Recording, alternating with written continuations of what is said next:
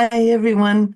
My name is Sarah Peyton, and I am doing another of the requested videos from February of last year because it's very, very slow for me, this making of videos, and I have a longing for it to be faster, but because I love to reach people and I love it when people ask for things and actually get to do them.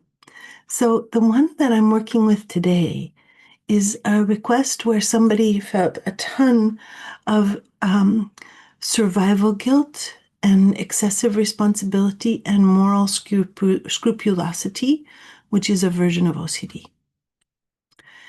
And I want to say that just lately I've been noticing how incredibly tied up my body is in my country, which happens to be the United States. I'm so, there's like on a cellular level, I have discovered that I am convinced that I am the United States and that these things that are happening in the United States are some kind of disease that has to be stopped.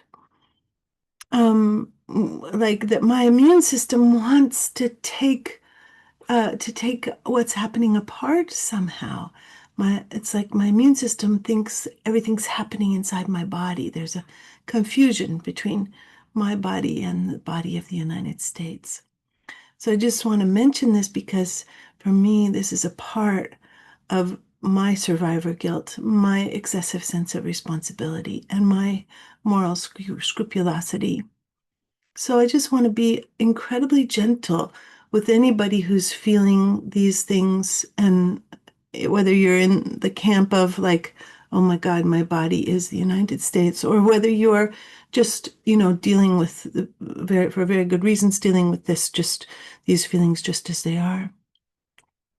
So I would say, cells of our bodies, do you need acknowledgement of shock and of a deep protest of reality as it is? Is it difficult to find your way through? Uh, uh, is it almost like the outer world has become an interlocking web of branches that stop you from moving in any direction at all? Do you need any acknowledgement of how much paralysis you feel? Would you love it if you could um, if you could have like a secret language that would make the branches that are all entangled and making it impossible to get through, that where you would just speak with them and acknowledge that the branches are scared too, and that they would untangle themselves and open a pathway toward you that would take you to the things that you most love. For example, that everybody would have enough food. That would be kind of amazing. And that people would have their health care. Oh, that would be good.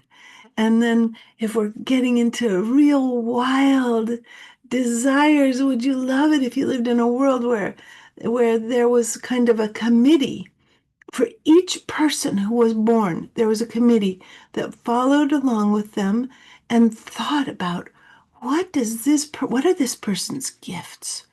What is it that they really need in the world? How can we make sure that they have the experiences that foster their most beautiful, good feeling growth?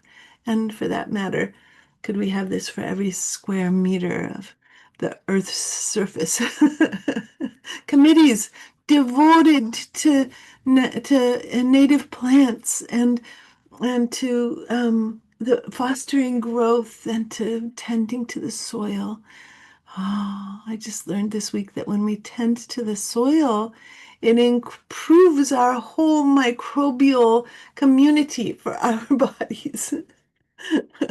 We are so gorgeously made for relationship with the earth. Would you love to live in a world where we appreciated that and took beautiful actions personally, systemically, planet wide to be able to make this world the place it could be. Mm. And by the way, I've just been watching a show about megafauna, and they had wombats in the megafauna times that were as big as SUVs.